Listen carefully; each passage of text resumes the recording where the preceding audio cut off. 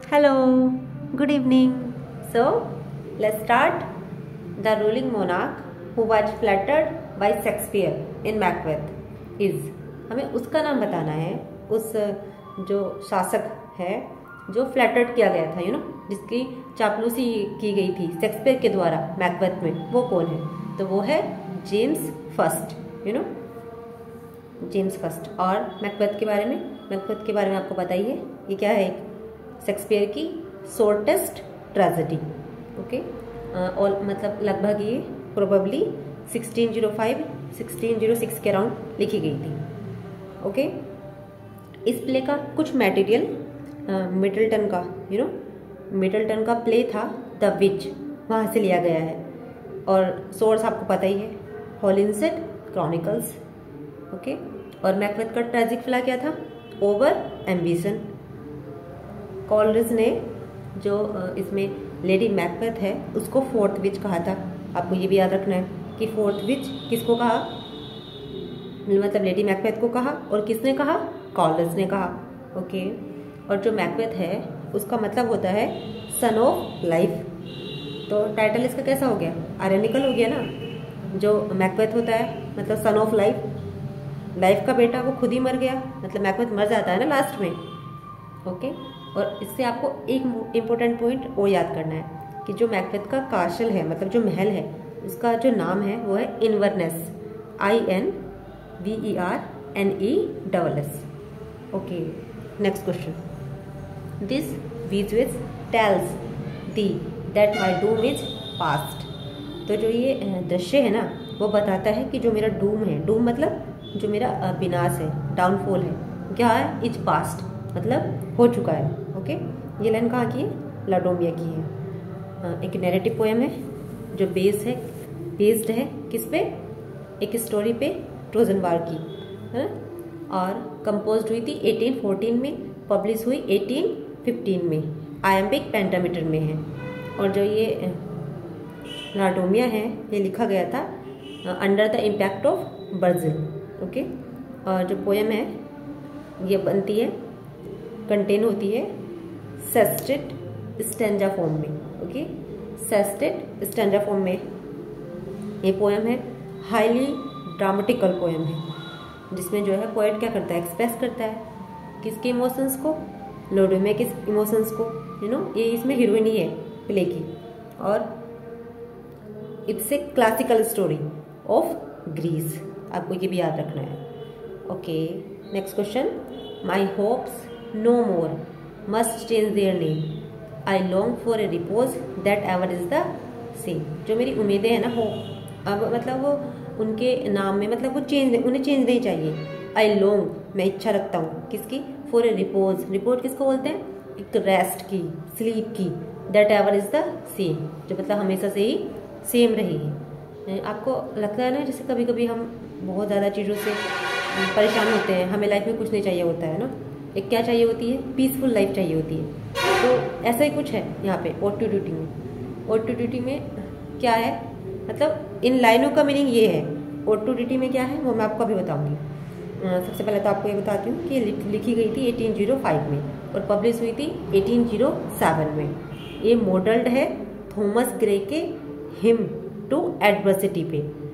और ड्यूटी में जो ये मतलब ये ओड टू ड्यूटी है, इसमें जो पोएट है मतलब वर्ड्सवर्थ है, वो ये कहना चाहते हैं कि जो ड्यूटी है ना, वो मोस्ट इम्पोर्टेंट पार्ट है हमारी लाइफ का मोस्ट इम्पोर्टेंट पार्ट। मतलब जो ड्यूटी है, अगर हम उसको फॉलो करते हैं, मतलब अपने कर्तव्यों को निभाते हैं, तो क्या होगा? हमारी जो लाइफ है वो सही डायरेक्शन में चलेगी, सही दिशा में, और इसमें उन्होंने पर्सोनिफाई किया है ड्यूटी को, क्या बोला है? Strict daughter of God. Duty जो है उसको 2 टाइम्स ट्विस्ट स्टर्न बोला गया है, STERN। ओके। स्टर्न डॉटर, याद रखना है आपको ये पॉइंट भी। और पोएट जो है इसमें कंपेयर करता है ड्यूटी को लाइट से। लाइट जो क्या करती है? लाइट हमें दिखाती है ना सही रास्ता, तो और हमें गाइड करती है ह्यूमन बीइंग को क्या करने में? To do right things in life. Okay. और ये हेल्प करती है क्या करने में? रिमूव करने में मेंटल कॉन्फ्लिक्ट को, ओके। और जो हमारी लाइफ में फियर्स है ना, डर हैं, उनसे ओवरकम करने में, तो वो सब हमें कौन करता है? ड्यूटी, मतलब हमारा कर्तव्य। एक वर्ड है, याद रखना है आपको। Okay, next, all things that love, सारी चीज़ें प्रकृति की कह सकते हैं आप। The sun are out of doors, वो सब क्या है? आउट ऑफ डोर्स है, मतलब घर के बाहर है ना। अब हम जब नेचर को फील करते हैं तो क्या करते हैं? वर्ड्सवर्थ ने यही तो कहा है ना। आप ऐसे भी आइडिया लगा सकते हो कि वर्ड्सवर्थ की ही लाइन होगी, ऑब्वियसली उन्होंने नेचर पे लिखा है कि जो सारी चीज़ें हैं ना वो क्या है? आउट ऑफ डोर्स है। मतलब अगर हमें प्रकृति को फील करना है तो कहाँ जाना होगा? मतलब नेचर के पास जाना होगा। तो मतलब जो स्काई है वो क्या करता है? रिजॉइस, रिजॉइस किसको बोलते हैं? हर्षित हो जाता है जब क्या होता है? मॉर्निंग बर्थ, मतलब जब मॉर्निंग होती है, सुबह आती है। As high as we have mounted in delight, मतलब इतना ही ऊंचा, जैसे कि मतलब हम क्या होते हैं? We have mounted in delight, जब हम क्या होते हैं? डिलाइट, खुशी में। इन आर डिजेक्शन, और जब हम अपने दुख में क्या होते हैं? वी सिंक, डूब जाते हैं। इतनी ऊंचाई की बात की है उन्होंने। As lo I heard the skylark warbling in the sky. Warbling क्या होता है? एक जो वर्ड जो है गाती है सॉफ्टली आसमान में। ओके, तो आपको याद रखना है स्काई लार्क वर्ड ही है एक, तो आपको ये भी याद रखना है कि जो स्काई लार्क वर्ड है उसका मेंशन कहाँ पे आया है? उसका मेंशन लीच गैदरर में भी आया है। ओके, और लीच गैदरर का जो मतलब इसका एक और नेम है रिजोल्यूशन एंड इंडिपेंडेंस। ओके, ये भी याद रखना है। अगर ऑप्शन में रिजोल्यूशन एंड इंडिपेंडेंस आ गया तो भी आंसर वही हो जाएगा। ओके, लीच गैदरर मतलब इसका सब टाइटल हुआ एक तरह से, रिजोल्यूशन एंड इंडिपेंडेंस का। दोनों नाम आपको याद रखने हैं।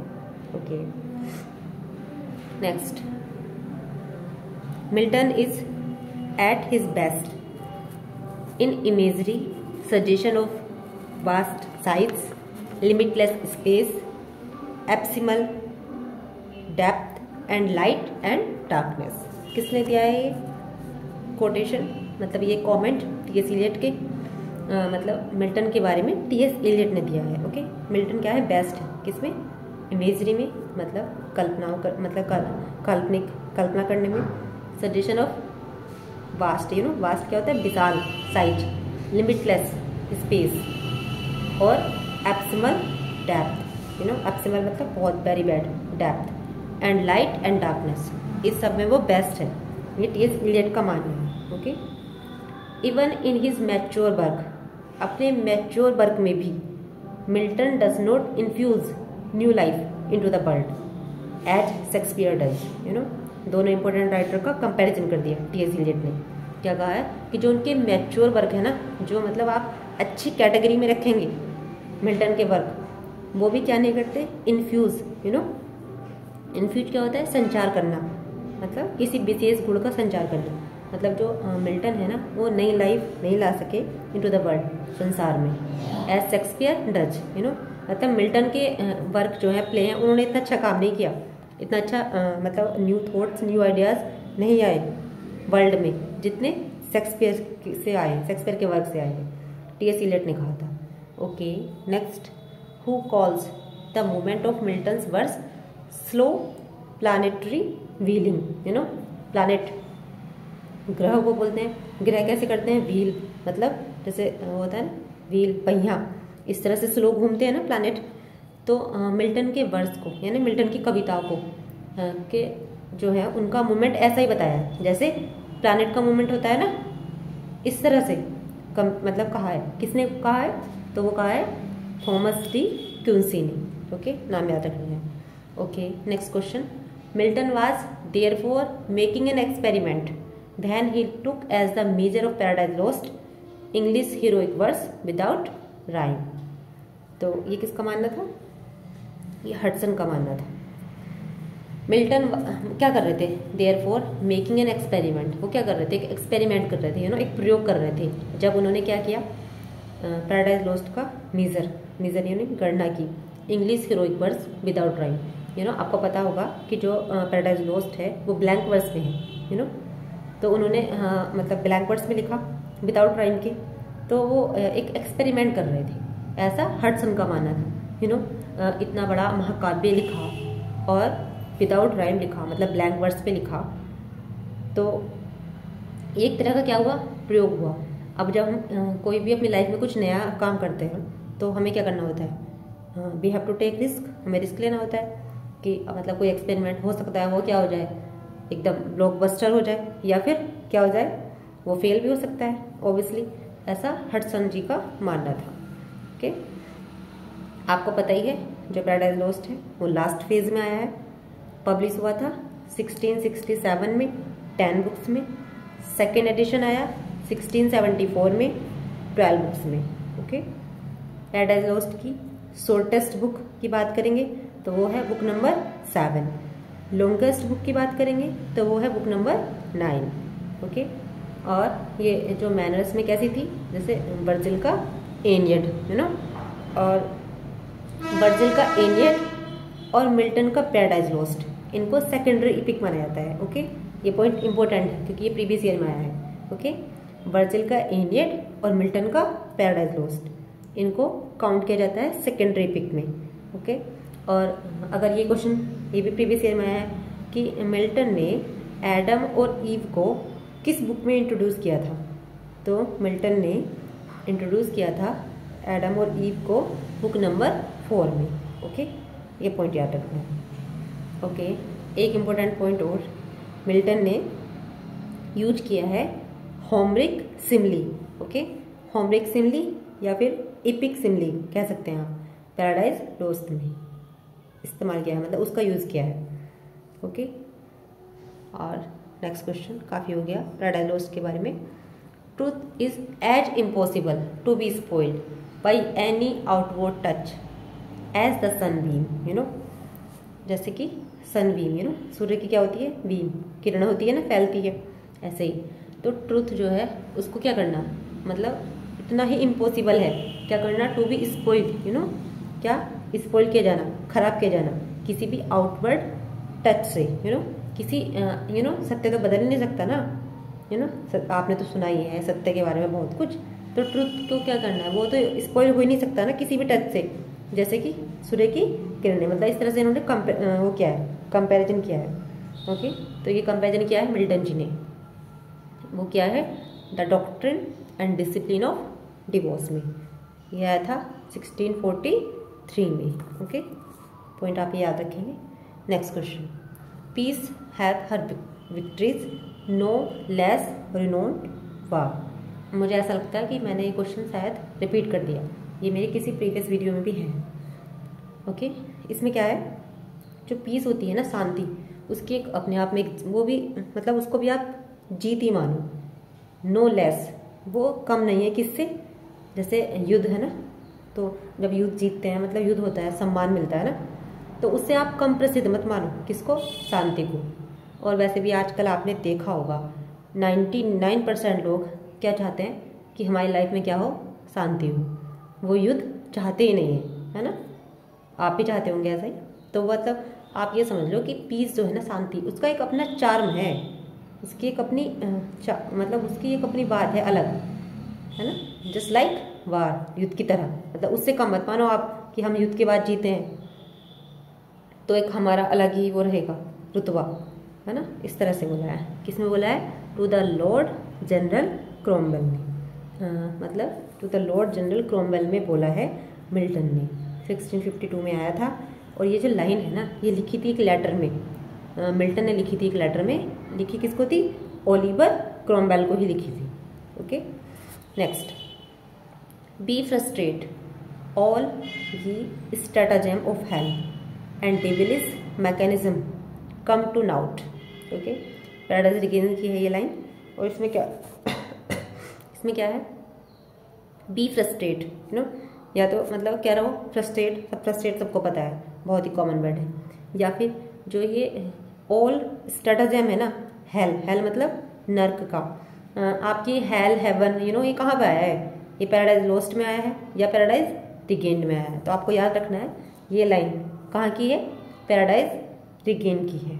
यू नो, लाइन तो इतनी है वर्क की कि हम कहीं ना कहीं हम चाहे तो फंस सकते हैं, लेकिन जो इम्पोर्टेंट है और जो जिनको हम आसानी से याद कर सकते हैं। जैसे इसमें हेल आ रहा है, आप समझ सकते हो ये मिल्टन की हो गई, मिल्टन की पैराडाइज रिगेन से, तो उनको याद कर सकते हैं हम। ओके, सो दैट अगर हमें याद ना भी हो पेपर में एग्जैक्ट लाइन, लेकिन फिर भी हम ऑप्शन को देख के आइडिया लगा सकें कि इसकी नहीं हो सकती, इसकी नहीं हो सकती, मतलब इसका आंसर ये है ना, इस तरह से। ओके, तो हम क्या कह रहे थे, हाँ हेल की बात कहाँ पे हुई है, और जो ये क्या है डेविलिस, डेविल, डेविल कहाँ पे आया है, ओबियसली मिल्टन के वर्क में आया है। तो डेविल क्या है, शैतानी, जो मैकेनिज्म है कम टू नाउट, क्या हो चुका है वो नाउट, कहाँ पे आया है, अब यार आपको समझ में आई है, पैराडाइज रिगेन में आया है। ब्लैंक वर्स में लिखी थी ये भी, और पैराडाइज रिगेन में 4 बुक्स थी, ये भी याद रखना है आपको, बहुत इंपॉर्टेंट, वेरी वेरी इंपॉर्टेंट। कितनी किताबें थी पैराडाइज रिगेन में, 4 बुक्स थी। पब्लिश हुआ है 1671 में। ओके, इसको क्या कहा गया, मिनी इपिक। ओके, और इसके बारे में एक पॉइंट आप ये याद रख सकते हैं कि कंपोज हुआ था, एक मिल्टन की कॉटेज थी चैलफोंट, CHALFONT, वहाँ पे कंपोज किया था उन्होंने। सेंट गिल्स, मतलब पूरा बता दूं मैं आपको, चैलफोंट सेंट गिल्स इन बकिंघम शायर। ओके, वहाँ पे इसको कंपोज किया गया था। और अगर ये पूछ लिया जाए कि ये किस पे आधारित था, किस पे बेस्ड था, तो ये बेस्ड था gospel of Luke's version. Okay, gospel of Luke version, उस पे बेस्ड था। Okay, next question, which play of Shakespeare ends without A climax. कौन सा प्ले है शेक्सपियर का जो बिना क्लाइमैक्स के एंड हो जाता है, तो वो है Troilus and Cressida. Okay, Troilus and Cressida याद रखना है आपको, बहुत इंपॉर्टेंट पॉइंट हो गया ये, कि ऐसा शेक्सपियर का कौन सा प्ले है जिसमें क्लाइमैक्स ही नहीं है ना, तो वो हो गया ट्रायलस एंड क्रेसिडा। ओके, एक ट्रेजेडी है, एक कह सकते हैं आप इसको। वैसे जो फ्रेडरिक बोस है ना, उसने इनको डिस्क्राइब किया था ट्रायलस एंड क्रेसिडा को एज ए प्रॉब्लम प्ले, इसको प्रॉब्लम प्ले की कैटेगरी में रखा था। ओके, और जो इसमें ट्रायलस है, जो हीरो है, वो मरता नहीं है, मतलब ये एक शेक्सपियर की ऐसी ट्रेजेडी है, मतलब जिसमें ट्रेजिक सीन है, लेकिन जो शेक्सपियर का हीरो है, मतलब ट्रायलस, वो प्ले के एंड में मरता नहीं है। अब आपने जो शेक्सपियर की ट्रेजेडी है, हैमलेट है, उसमें हैमलेट मर जाता है एंड में, मैकबेथ में मैकबेथ, ओथेलो में ओथेलो मर जाता है, किंग लियर में भी किंग लियर मर जाता है, लेकिन ट्रायलस में ट्रायलस नहीं मरता। ओके, और इस जो ये प्ले है Troilus and Cressida, it is also known as tragedy of time, या फिर आप इसको बोल सकते हैं ट्रेजेडी ऑफ एग्जिस्टेंस। ओके, ऐसा भी कहा जाता है इसके बारे में। Okay, next point, who exclaimed that, किसने एक्सक्लेम किया, रोमांटिक, ये रोमांटिक है, यहाँ पे टाइपिंग एरर है, romantic verse can't be written but in an artful or rather artist humour. ये किसने कहा है, तो ये मतलब किसने एक्सप्लेन किया था, जो रोमांटिक वर्स हैं वो नहीं लिखे जा सकते but in an artful or rather artist humour, ये कहा था John Keats. Okay, next question, who coined the term cyber space, किसने कॉइन किया था साइबर स्पेस टर्म को, तो वो कौन किया था, विलियम गिब्सन ने। ये क्वेश्चन प्रीवियस ईयर का है, मतलब यहाँ पे लिखा है, जहाँ पे भी आया है ये, तो विलियम गिब्सन ने कॉइन किया था, याद रखना है आपको। साइबर, साइबर समझ सकते हो, साइबर से ही पता चल रहा होगा आपको कि किस तरह के प्ले होंगे। तो इसको यूज किया था एक अमेरिकन थे वो, William Gibson, American Canadian author थे, और ऑलमोस्ट मतलब 1982 में, 1982 में ये टर्म आया था, मतलब इन्होंने कॉइन किया था। और जो ये साइंस फिक्शन नॉवल है ना, वो जो इनमें जो है गिब्सन ने डिस्क्राइब किया साइबर स्पेस को एज द क्रिएशन ऑफ, किसका क्रिएट, मतलब किसको क्रिएट करा, मतलब एक कंप्यूटर नेटवर्क वर्ल्ड जो भरा हुआ है किससे, आर्टिफिशियल इंटेलिजेंट बीइंग, AI। अब आपने AI का नाम तो सुना ही होगा ऑब्वियसली, उससे भरा हुआ है। इस तरह के, मतलब इसमें इस तरह के फिक्शन नॉवल आएंगे, मतलब science fiction novel. Okay, next, अब आपने ये सुना होगा ना वर्ड ग्रीक गॉडेस, तो ये जो इरोस है इसको माना जाता है God of love in Greek. ना, प्यार के देवता भगवान, मतलब एफ्रोडाइट को माना जाता है गॉडेस ऑफ ब्यूटी। ओके, हिस्टिया को माना जाता है goddess of hearth, fire site. Okay, hearth मतलब होता है ना फायर साइट, आग, यू नो, अग्नि। Athena goddess of wisdom.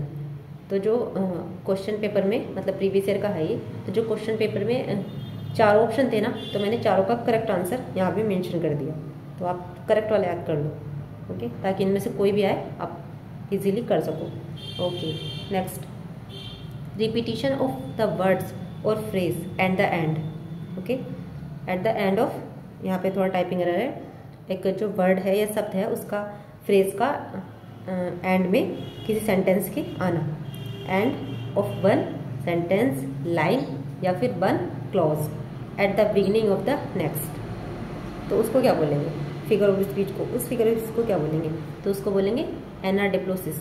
Okay, मतलब ये ऐसा फिगर ऑफ स्पीच है, मैंने एग्जाम्पल पे मेंशन किया है जिससे आपको आसानी से समझ में आ जाए। जैसे कोई लाइन है तो उस लाइन का जो एंड में वर्ड है या सेंटेंस है, मतलब उसी का रिपीटिशन नेक्स्ट लाइन में हो गया। ठीक है, जैसे एग्जाम्पल आपको देखिए बताती हूँ। सी ओपन ए कैफ़े, एक लाइन तो ये हो गई, उसने एक कैफ़े खोला, फिर नेक्स्ट लाइन में क्या लिखा, फिर से रिपीट हो गया लास्ट वाला वर्ड, एक कैफ़े दैट रुइंड, उसको मतलब जिसने रुइन कर दिया, बर्बाद कर दिया। यहाँ पे वो है, एरर है, टाइपिंग एरर है, उसको रुइन कर दिया हर फाइनेंशियली, मतलब उसको फाइनेंशियली क्या कर दिया, बर्बाद कर दिया। तो यहाँ पे क्या हुआ, जो मतलब हमारी फर्स्ट लाइन का लास्ट वर्ड है वो ही हमारी नेक्स्ट लाइन का फर्स्ट वर्ड है, तो रिपीटेशन हो गया ना आखिरी वर्ड का और नेक्स्ट लाइन के पहले शब्द का। ओके, इस तरह से किसी शब्द का, किसी फ्रेज का रिपीटेशन, तो उसको क्या बोलेंगे? एनाडिप्लोसिस। आई थिंक क्लियर हो गया होगा। Okay, next, a song, hymn और पोएम जिसमें 2 वॉइसेस और कोरस रेस्पॉन्ड करते हैं to one and other is an alternate verse और stanza as is common in verse. जो लिखा गया जाता है किसके लिए? रिलीजियस सर्विस के लिए। उसको क्या कहा जाता है? उसको कहा जाता है एंटीफोन।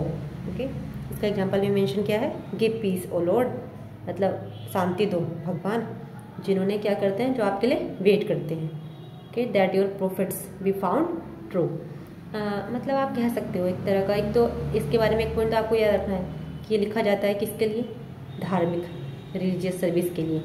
ओके, और एक तरह का क्या होता है, सॉन्ग, हिम एक पोएम होती है जिसमें 2 वॉइसेस, मतलब 2 आवाज़, मतलब 2 वॉइसेस होती हैं और कोरस रेस्पॉन्ड करते हैं, one and other is alternate verse. Okay, इस तरह से आप इसको कनेक्ट कर लो और याद हो जाएगा। Okay, next question, the line make war upon themselves, brother to brother, blood to blood, self against self, ये लाइन है रिचर्ड III की। ओके, तो शेक्सपियर के द्वारा है ये, तो किसने बोली हमें ये बताना। ये लाइन है प्लोसी की। ओके, तो इसमें क्या हुआ है, जो ये लाइन है इसमें ये मतलब जो क्या हो रहा है आज के टाइम में भी ये तो हो रहा है ना, जैसे कोई आपको मैं यहाँ डेली एग्जाम्पल से बताती हूँ। जैसे क्या होता है हमारे यहाँ, क्या होता है, जैसे कोई ज़मीन होती है, कोई प्रॉपर्टी होती है, तो उस पर क्या करते हैं, भाई भाई से लड़ रहा है ना, ब्लड टू ब्लड, खून का खून से झगड़ा हो रहा है, सेल्फ अगेंस्ट सेल्फ, है ना, मतलब लेके किसी को कहीं नहीं जाना, लेकिन क्या कर रहे हैं, सब एक दूसरे से झगड़ रहे हैं, क्या करने के लिए, ज़्यादा से ज़्यादा पावर पाने के लिए, है ना, प्रॉपर्टी पाने के लिए। अब पहले टाइम में क्या होता था, जो ये शेक्सपियर ने हिस्टोरिकल प्ले लिखे हैं, वो लोग किस पे झगड़ा करते थे, वो लोग करते थे किंगडम पे, मतलब उनको क्या चाहिए होता था, राज्य चाहिए होता था, है ना, तो वो उसके लिए क्या कर रहे थे, मेक बार, लिखा है ना पहले लाइन में, युद्ध कर रहे थे। तो बस इसी तरह का कुछ है इसमें, मतलब फैमिली में जैसे झगड़ा कर रहे होते हैं ना। मैं आपको पूरी इसकी समरी नहीं बता पाऊँगी कि काफ़ी लेंथी वीडियो हो जाएगी, आप ऐसे ऐसे समझ लीजिए, ब्रदर टू ब्रदर मतलब भाई का भाई से झगड़ा हो रहा है, ब्लड टू ब्लड, ये सब झगड़ रहे हैं किसके लिए, क्राउन, यू नो, क्राउन पाने के लिए, किंगडम पाने के लिए, राज्य। Okay, Milton collected his work in 1645 poems. अब आपने इसका नाम डेफिनेटली सुना होगा अगर आपने मिल्टन को पढ़ा है। तो मिल्टन का एक कलेक्शन आया था 1645, मतलब पोएम का कलेक्शन था, तो वो पब्लिश किसने किया था, हमें ये याद रखना है। ओके, तो पब्लिश तो किया था हम्फ्रे मोस्ले ने। ओके, नाम तो आप याद रख लोगे। तो जो ये कलेक्शन था इसमें डिवाइड किया था सेपरेट, मतलब इंग्लिश सेक्शन था, मतलब जिसमें इंग्लिश था, एक लैटिन सेक्शन था जॉन मिल्टन का, जो उनकी पोइट्री थी, एक मतलब जो उनके जॉनर थे वैरायटी के अलग अलग, तो उसमें कुछ उनके नोटेबल वर्क थे। ओके, जिसमें पब्लिश हुए थे, जैसे कि आपको बता दूं, an ode on the morning of Christ nativity, Comus, Lycidas, समझ रहे हो, इतने काफ़ी मतलब पॉपुलर वर्क पब्लिश हुए थे। तो वो पब्लिश किसने किए थे, ये याद रखना है आपको। एक ये थे Humphrey Mosley. Okay, next, in the noble Forsyte Saga which is the only Forsyte elder who does not have children. अब हमें ये बताना है कि फोरसाइट सागा में कौन ऐसा फोरसाइट है, एल्डर है, जिसके बच्चे नहीं हैं। तो वो ऐसा जॉर्ज है। ओके, ये प्रीवियस ईयर का क्वेश्चन है, यहाँ पे इसलिए इंक्लूड किया गया है।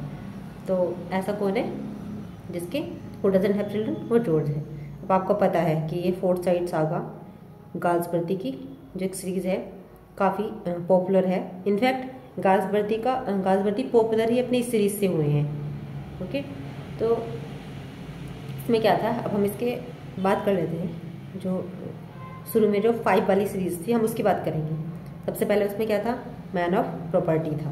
Okay, novel man of property 1906 में आया था। ओके, फिर इंटरलूड आया the Indian summer of foresight 1918 में। ओके, फिर चांसरी आया 1920 में नॉवल।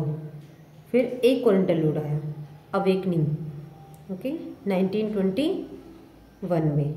फिर लास्ट में एक नॉवल आया टू लेट 1921 में। ओके, मतलब 3 नॉवल थे और 2 इंटरलूड थे। ओके, नेक्स्ट, फेथ ब्लाई is a character in which play. यह बताना है हमें फेथ ब्लाई कहाँ पे थी। तो इतना मतलब इतना आपने सुना नहीं होगा, लेकिन आपको पता होना चाहिए कि जो विंडो है, ऐसा भी एक प्ले लिखा है, ऐसा भी एक वर्क लिखा है, किसने, गाल्सवर्दी ने। तो एक तो पॉइंट आपको यहाँ से मिला कि गाल्सवर्दी मतलब गाल्सवर्दी का जो ये है विंडो है, ये जो विंडो लिखा है वो किसने लिखा है, ये वर्क किसका है, गाल्सवर्दी का। अब बात करते हैं फेथ ब्लाई की।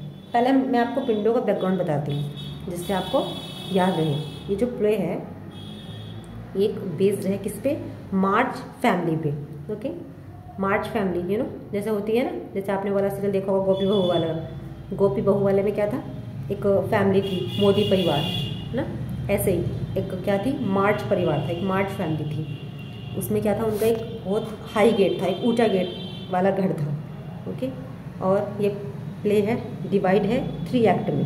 एक्ट भी याद रखना है आपको, कभी कभी एक्ट भी पूछ लिया जाता है। कितने एक्ट में है, 3 एक्ट में है।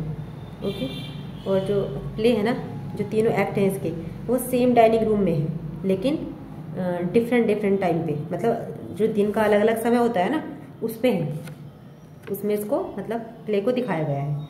अब इसमें जो कैरेक्टर है, मैं आपको सारे कैरेक्टर बता देती हूँ एक बार। सबसे पहले जोफ्री मार्च। ओके, एक क्या था, फ्रीलांस राइटर था जोफ्री मार्च। उसकी वाइफ जॉन मार्च। ओके, इनकी बेटी दोनों की मैरी, ठीक है, एक इनका बेटा जॉनी। ओके, उनका कुक मिस्टर ब्लाई। ओके, और ये जो करेक्टर हमारा इसमें क्वेश्चन में है फेथ ब्लाई, वो मिस्टर ब्लाई की ही डॉटर है। वो क्या थी, window cleaner, you know window साफ करने वाली। ओके, वो मतलब उनके हाँ उनकी मतलब प्ले में वो विंडो क्लीनर थी। तो आप समझ गए ना फेथ ब्लाई का क्या काम था, वो किसकी डॉटर थी, मिस्टर ब्लाई। मिस्टर ब्लाई कौन था, कुक उनका। ओके, और एक करेक्टर ब्लंटर था, एक स्ट्रेंज यंग मैन। ओके, मैंने आपको इसके सारे करेक्टर बता दिए, ज़्यादा करेक्टर थे नहीं इसमें, 5-6 थे, इसलिए मैंने बता दिए। और ये प्ले जो है एक्सप्लोर करता है फैमिली की थीम, लव, वार, सोशल क्लास। ओके, वैसे भी आपको पता ही है गाल्सवर्दी ने कैसे प्ले लिखे हैं, जो बेस्ड हैं किस पे, सोशल क्लास पे। Okay, next, when the age is in the wit is out. ये कहाँ पे अपेयर होता है, ये अपेयर होता है मच एडो आउट नथिंग में। ओके, जब मतलब एज इन होती है ना, तो पीटर क्या हो जाता है, जो हमारी बुद्धिमत्ता होती है वो बाहर हो जाती है। ओके, ऐसा कहा है डॉगबेरी ने मच अडू अबाउट नथिंग में। तो अब आपको क्या पता चला कि जो डॉगबेरी है वो मच अडू अबाउट नथिंग का कैरेक्टर है। और आपने डॉगबेरी के बारे में एक बात सुनी होगी जो मोस्ट इम्पोर्टेंट है कि जो डॉगबेरी है ना, वो प्रोवर्ब को क्या करता है, किसी भी प्रोवर्ब को, किसी भी लाइन को मिसकोट करता है, यू नो। तो उससे क्या हो जाती है, चीज़ें ह्यूमरस हो जाती हैं। जो डॉगबेरी है, आपने एक वर्ड और सुना होगा, तो डॉगबेरी आपने सुना होगा डॉगबेरिज्म। ओके, तो उसकी एक हैबिट होती है, तो वो जो वर्ड होते हैं ना, जो साउंड में सिमिलर होते हैं, उनको मिस अप्लाई करता है ताकि प्ले में क्या हो सके, थोड़ा कॉमिक आ सके, कॉमिक इफेक्ट। ओके, तो इस जो ये लिखी है ना quote, when the age is in the wit is out, इसने उसको क्या किया है, डॉगबेरी ने मिसकोट किया है, मतलब शब्दों को क्या किया है, miss apply. Okay, next, who said, किसने कहा, आई फाइंड माई जनीथ डोथ। जनीथ मतलब क्या होता है, ऊंचाई। ओके, जब हम टॉप पे होते हैं अपनी लाइफ में, है ना, ऊंचाइयों पे होते हैं। ओके, अपने करियर में ऊंचाइयों पे होता है, ऐसा समझ लो आप। तो जो मेरी जनीथ डोथ डिपेंड अपॉन, वो डिपेंड करती है a most auspicious star. Okay, अब आप लगा सकते हो ये मैजिक वाले सीन थे, वो कहाँ थे, टेम्पेस्ट में थे। और मैजिकल कौन था, जादू किसको आता था, प्रोस्पेरो को आता था। ओके, तो ये लाइन प्रोस्पेरो की हो गई। तो उसको क्या लगता है कि जो मैं टॉप पे हूँ ना, जो मतलब मैं ऊंचाइयों पे, मैं उसको ऐसा लगता है कि जो मेरे ऊंचाइयाँ हैं ना, वो डिपेंड करती हैं किस पे, मतलब मेरे जो कहते हैं ना, हमारे ग्रह अच्छे चल रहे हैं। सुना होगा आपने एक वर्ड, है ना, कि ग्रह अच्छे चल रहे हैं, राहु केतु सब सही है, तो हम क्या है, सब सही है ना, अब तो हमारे लाइफ में क्या होगा, सब अच्छा होगा, है ना, हमें सक्सेस मिलेगी। तो इस तरह का ही प्रोस्पेरो का कहना था कि जो मेरी ऊंचाइयाँ हैं वो किस पर निर्भर करती हैं, एक ऑस्पिशियस किसको बोलते हैं, शुभ, मतलब शुभ स्टार पे, मतलब सब मेरे ग्रह सही चल रहे हैं, कहने का मतलब ये हुआ। तो ये लाइन हो गई प्रोस्पेरो की। Okay, thank you.